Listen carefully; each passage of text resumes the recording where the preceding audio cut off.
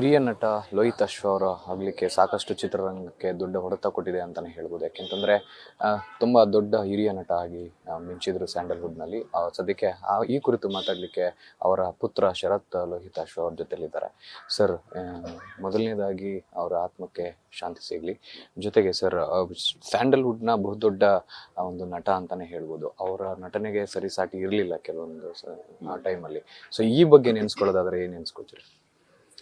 ಅಲ್ಲ, ನೆನಪು ನನಗೆ ಬರೀ ಅವರು ಕಲಾವಿದರಾಗಿ ಅಲ್ಲ, ನಾವೊಬ್ಬ ತಂದೆಯಾಗಿ ಕುಟುಂಬದ ಫ್ಯಾಮಿಲಿ ಮ್ಯಾನ್ ಅಂತ ಹೇಳ್ತೀವಲ್ಲ, ಹಾಗೆ ಸಂಪೂರ್ಣ ಫ್ಯಾಮಿಲಿ ಮ್ಯಾನ್. ಅವ್ರು ಏನೇ ಚಟುವಟಿಕೆಗಳಲ್ಲಿ ತೊಡಗಿಸ್ಕೊಂಡಿರಲಿ, ಅದು ಶಿಕ್ಷಣ ವೃತ್ತಿ ಆಗ್ಬೋದು, ರಂಗಭೂಮಿ ಕ್ಷೇತ್ರದಲ್ಲಿ ಅವರು ದುಡಿದಿರೋದಾಗ್ಬೋದು, ಚಿತ್ರರಂಗದಲ್ಲೇ ಸಾಕಷ್ಟು ಪಾತ್ರಗಳನ್ನು ಮಾಡಿರೋದಾಗ್ಬೋದು, ಅವೆಲ್ಲದರ ನಡುವೆ ನಮಗೆ ನೆನಪಿನಲ್ಲಿ ಜಾಸ್ತಿ ಉಳಿಯೋದು ಅವರು ತಂದೆಯಾಗಿ. ನಾವು ನಮ್ಮ ಮೇಲೆ ಅವರು ಎಷ್ಟರ ಮಟ್ಟಿಗೆ ಪ್ರಭಾವ ಬೀರಿದ್ದಾರೆ ಅಂತ ಅದು ನಮ್ಮ ಕೆಲಸಗಳಲ್ಲೂ ತಮಗೆಲ್ರಿಗೂ ಗೊತ್ತಿರಬಹುದು. ಸೊ ಹೀಗಾಗಿ ನೆನಪಿಗೆ ಅದು ನಾವು ಬಾಲ್ಯದಿಂದ ಅವರನ್ನ ನೋಡ್ತಾ ಬೆಳೀತಾ ಬಂದಿರೋದ್ರಿಂದ ಅದು ದೊಡ್ಡ ಭಂಡಾರವೇ ಇದೆ.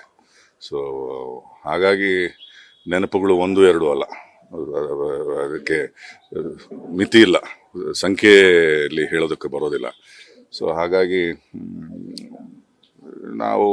ನಮಗೆ ಅವರು ಒಳ್ಳೆ ತಂದೆಯಾಗಿ ಸಾಕಷ್ಟು ಇಡೀ ಕುಟುಂಬಕ್ಕೆ ಅವರು ಸಂತೋಷವನ್ನ, ಖುಷಿಯನ್ನ ಕೊಟ್ಟು ಹೋಗಿದ್ದಾರೆ. ನಮ್ಮೆಲ್ಲರ ಬೆಳವಣಿಗೆಗೆ ಅವರು ಕಾರಣ ಆಗಿದ್ದಾರೆ.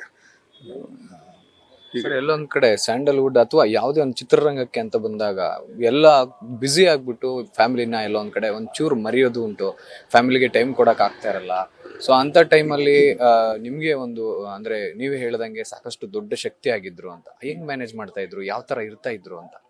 ಇಲ್ಲ, ಅವರ ಮೊದಲ ಆದ್ಯತೆ ಕುಟುಂಬವೇ.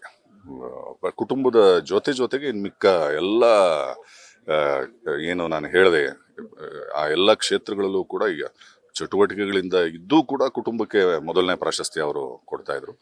ಹಾಗಾಗಿ ನಮಗೆ ಹೆಚ್ಚು ನಾವು ಅವರನ್ನ ನಮಗೆ ಸಿಗ್ತಾ ಇರಲಿಲ್ಲ, ನಮ್ಮ ಜೊತೆಲಿ ಸಮಯ ಕಳೀಲಿಲ್ಲ ಅನ್ನೋ ಭಾವನೆ ಯಾವತ್ತಿಗೂ ಕೊಟ್ಟಿಲ್ಲ. ಸೊ ಹಾಗೆ ಸಂಪೂರ್ಣ ಕುಟುಂಬದ ವ್ಯಕ್ತಿ. ಸರ್, ಪ್ರಾಧ್ಯಾಪಕರು ಆಗಿದ್ರು, ಜೊತೆಗೆ ಸಾಕಷ್ಟು ಡಿಸಿಪ್ಲಿನ್ಡ್ ವ್ಯಕ್ತಿ ಅಂತ ಹೇಳಾಗ್ತಾ ಇತ್ತು. ಸೊ ಅವರು ನಿಮ್ಗೆ ಕಳ್ಸಿಕೊಟ್ಟಂತ ಡಿಸಿಪ್ಲಿನ್ ಅಥವಾ ಅವರು ನಿಮ್ಗೆ ಹೇಳ್ಕೊಟ್ಟಂತ ಪಾಠ, ಜೀವನದಲ್ಲಿ ಯಾವ ರೀತಿ ಇರಬೇಕು ಅನ್ನೋದ್ರ ಬಗ್ಗೆ ಹೇಳ್ಕೊಟ್ಟಿದ್ರ? ಏನು ಯಾವ ತರ ಗೈಡೆನ್ಸ್ ಕೊಡ್ತಾ ಇದ್ರ ನಿಮ್ಗೆ ಅಂತ? ಇಲ್ಲ, ಯಾವತ್ತು ನಮ್ಮ ತಂದೆ ಕೂತ್ಕೊಂಡು ಮನೆಯಲ್ಲಿ ಇದು ಶಿಸ್ತು, ಇದು ಶಿಸ್ತಲ್ಲ, ಇದು ಹೀಗೆ ಇರಬೇಕು, ಹಾಗೆ ಇರಬೇಕು ಅಂತಿಲ್ಲ. ಅವರು ಅವರಾಗಿ ಇರ್ತಿದ್ರು, ಅವರಾಗಿರ್ತಿದ್ದು ನಮ್ಮ ಮೇಲೆ ಪ್ರಭಾವ ಬೀರೋದು. ಸೊ ಹಾಗಾಗಿ ಆ ಥರದ ಪಾಠಗಳೇ ಬಿಟ್ಟರೆ ಯಾವತ್ತೂ ಕೂತ್ಕೊಂಡು ತಾಕೀತು ಮಾಡಿದ್ದಾಗಲಿ, ಕಡ್ಡಿ ಹಿಡ್ಕೊಂಡು ಹೇಳ್ಕೊಟ್ಟಿದ್ದಾಗಲಿ, ಡಿಸಿಪ್ಲಿನ್ ಅಂದರೆ ಇದು ಹೀಗೆ ಇರಬೇಕು ಅಂತ ಹೇಳಿದ್ದಾಗಲಿ ಇಲ್ಲ. ಅವರ ವ್ಯಕ್ತಿತ್ವೇ ನಮಗೆ ಒಂದು ಪ್ರಭಾವ ಅಷ್ಟೇ.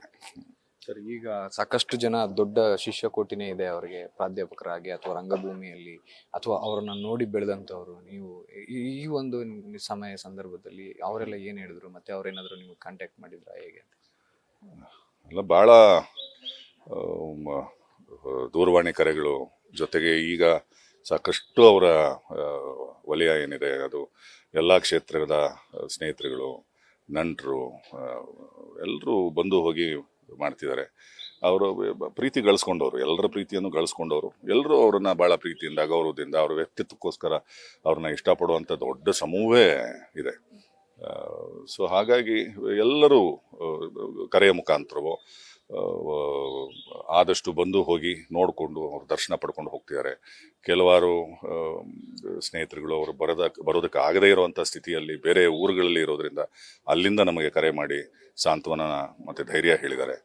ಸೊ ಎಲ್ಲರ ಒಟ್ಟಾರೆಯಾಗಿ ಎಲ್ಲ ಅವರು ಎಲ್ಲೆಲ್ಲಿ ಕೆಲಸ ಮಾಡಿದರು, ಇನ್ಕ್ಲೂಡಿಂಗ್ ನಮ್ಮ ಕುಮಾರಸ್ವಾಮಿ ಬಡಾವಣೆಯ ನಿವಾಸಿಗಳು ಕೂಡ ಪಾಪ ಎಲ್ಲರೂ ಬಂದು ನೋಡಿ, ಮಾಡಿ, ವಿಚಾರಿಸಿ, ಮಾತಾಡಿ ಧೈರ್ಯ ಹೇಳಿ ಹೋಗ್ತಾ ಇದ್ದಾರೆ. ಸರ್, ಇನ್ನೊಂದು ವಿಚಾರ ಏನಂತಂದ್ರೆ, ಅವರು ಸ್ಯಾಂಡಲ್ವುಡ್ ಅಲ್ಲಿ ಸಾಕಷ್ಟು ದೊಡ್ಡ ಪ್ರಮಾಣದಲ್ಲಿ ನಟರಾಗಿ ಗುರುತಿಸ್ಕೊಂಡಿದ್ದವರು. ಅವರ ಧ್ವನಿಗೇನೆ ಅವರು ತುಂಬಾ ಫೇಮಸ್. ಸೊ ಆ ಧ್ವನಿ ನಿಮಗ್ ಬಂದಿದೆ, ಈಗ ನೀವು ಕೂಡ ಅಷ್ಟೇ ದೊಡ್ಡ ನಟರಾಗಿ ಬೆಳೀತಾ ಇದ್ದೀರಾ. ಸೊ ಆ ಧ್ವನಿ ಬಗ್ಗೆ ಏನಾದ್ರು ಮಾತಾಡ್ಬೇಕಾದ್ರೆ ಯಾರು ಏನಾದ್ರು ಹೇಳಿದ್ರ ಅಂತ? ಇಲ್ಲ, ಧ್ವನಿ ಬಗ್ಗೆ ಕರ್ನಾಟಕಕ್ಕೆ ಗೊತ್ತು. ಅವರನ್ನ ಇಷ್ಟಪಡೋ ಎಲ್ಲ ಜನತೆಗೆ, ಇಡೀ ಕರ್ನಾಟಕ ಜನತೆಗೆ ಅವರ ಧ್ವನಿ ಬರೀ ಧ್ವನಿ ಅಲ್ಲ, ಅವರ ವ್ಯಕ್ತಿತ್ವದ ಜೊತೆಗಿದ್ದಂಥ ಗಟ್ಟಿ ಧ್ವನಿ ಅದು. ವ್ಯಕ್ತಿತ್ವ ಎಷ್ಟು ಗಟ್ಟಿಯೋ ಧ್ವನಿಯೂ ಅಷ್ಟೇ ಗಟ್ಟಿಯಾಗಿರ್ತಿತ್ತು. ಬಟ್ ಬಹಳ ಮೃದು ಸ್ವಭಾವದ ತಂದೆ. ಸೊ ಹಾಗಾಗಿ ಅದು ನನಗೆ ಅವರಿಂದನೇ ಬಂದಂಥ ಧ್ವನಿ. ಏನು ಹೇಳೋದು, ಅದ್ರ ಮೀರಿ ಅವ್ರಿಗೆ ದೈವದತ್ತವಾಗಿ ಅವರ ತಂದೆ ತಾಯಿಗಳಿಂದ ಬಂದಂಥದ್ದು ಅದು ನನಗೂ ಬಂತು. ನಾನು ಈ ಕ್ಷೇತ್ರದಲ್ಲಿರೋದ್ರಿಂದ ನನ್ನ ಧ್ವನಿಯನ್ನು ನಾನು ಪಾತ್ರಗಳಿಗೆ ತಕ್ಕಂಗೆ ನಾನು ಬಳಸ್ತೀನಿ. ಸೊ ಹೀಗಾಗಿ ಇಷ್ಟಪಡ್ತಾರೆ, ಎಲ್ಲರೂ ಇಷ್ಟಪಡ್ತಾರೆ. ಸರ್, ನಿಮ್ಮ ತಂದೆಯೊಂದಿಗೆ ಒಂದು ಅಟ್ಯಾಚ್ಮೆಂಟ್ ಅಂತ ಏನಾದರೂ ಇದ್ರೆ ಅಥವಾ ಈ ಕ್ಷಣದಲ್ಲಿ ನೆನೆಸ್ಕೊಂಡ್ರೆ ನನಗೆ ಅದು ಈಗಲೂ ರೋಮಾಂಚನ ಆಗುತ್ತೆ ಅಂತಂದ್ರೆ ಯಾವ ಥರ ಕ್ಷಣಗಳನ್ನು ನೆನೆಸ್ಕೊತೀರಾ? ಅಲ್ಲ, ಈ ಸಮಯದಲ್ಲಿ ಅವೆಲ್ಲ ನನಗೂ ಶೇರ್ ಮಾಡ್ಕೊಳ್ಳೋದಕ್ಕೆ ಕಷ್ಟ ಆಗುತ್ತೆ. ಯಾಕಂದ್ರೆ ನೆನಪಿನ ಬುತ್ತಿ ದೊಡ್ಡ, ಅದು ಇಂತಿಷ್ಟು ಅಂತ ಹೇಳಲಿಕ್ಕಾಗಲ್ಲ. ಪ್ರತಿ ಕ್ಷಣವೂ ಅವ್ರ ಜೊತೆಲಿ ಕಳೆದಿರೋ ಪ್ರತಿ ಕ್ಷಣವೂ ನಮಗೆ ಅದ್ಭುತವೇ. ಸೊ ಹಾಗಾಗಿ ಈಗ ಸಂದರ್ಭ ಅಲ್ಲ ಅಂದ್ಕೋತೀನಿ ಅದನ್ನೆಲ್ಲ ಮಾತಾಡಲಿಕ್ಕೆ. ಮತ್ತೊಮ್ಮೆ ಒಂದಷ್ಟು ಇದ್ರ ಬಗ್ಗೆ ಸಲಾಪ ಮಾಡೋಣ ಅಂತೆ. ಸರ್, ಕೊನೆಯದಾಗಿ ಅಂದ್ರೆ ಎಷ್ಟೊತ್ತಿಗೆ ಈ ಒಂದು ವಿಧಿ ವಿಧಾನ ಕ್ರಿಯೆಗಳು ನಡೀತವೆ, ಎಲ್ಲಿ ನಡೆಯುತ್ತೆ ಅಂತ? ನಮ್ಮ ಕುಮಾರಸ್ವಾಮಿ ಬಡಾವಣೆಯಲ್ಲಿರೋ ಭದ್ರಾ ಹವೇಲಿ ಅವರೇ ಕಟ್ಟಿದಂಥ ಮನೆಯಲ್ಲಿ ಇವತ್ತು ಬೆಳಗಿನ 11:15ವರೆಗೆ ಇಲ್ಲಿ ಅವರ ಪಾರ್ಥಿವ ಶರೀರವನ್ನು ಸಾರ್ವಜನಿಕ ದರ್ಶನಕ್ಕೋಸ್ಕರ ಇಲ್ಲಿ ಇರಿಸ್ಕೊಂಡಿದ್ದೀವಿ. ಇಲ್ಲಿಂದ 11:30 ನಂತರ ನಾವು ನಮ್ಮ ಹುಟ್ಟೂರಾದ ತೊಂಡಗೆರೆ ಗ್ರಾಮ, ತುಮಕೂರು ಮತ್ತು ಕುಣಿಗಲ್ ಮಧ್ಯಭಾಗದಲ್ಲಿ ಬರುತ್ತೆ. ತುಮಕೂರು, ಕುಣಿಗಲ್ ಮತ್ತು ಸೋಲೂರು ಮಧ್ಯಭಾಗದಲ್ಲಿ. ಸೊ ಅಲ್ಲಿ ನಮ್ಮ ತೋಟದಲ್ಲಿ ಅವರ ಅಂತ್ಯ ಸಂಸ್ಕಾರವನ್ನು ಮಾಡ್ತೀವಿ ಸಂಜೆ ಒಳಗಾಗಿ. ಇದಿಷ್ಟು ಶರತ್ ಲೋಹಿತಾಶ್ವ ಅವರ ಮಾತಾಗಿತ್ತು. ಕ್ಯಾಮ್ರಾ ಪರ್ಸನ್ ಮನೋಜ್ ಜೊತೆ G V Chandrashekar, news first Bengaluru. News first ಪ್ರತಿಕ್ಷಣ ನಿಮ್ಮೊಂದಿಗೆ.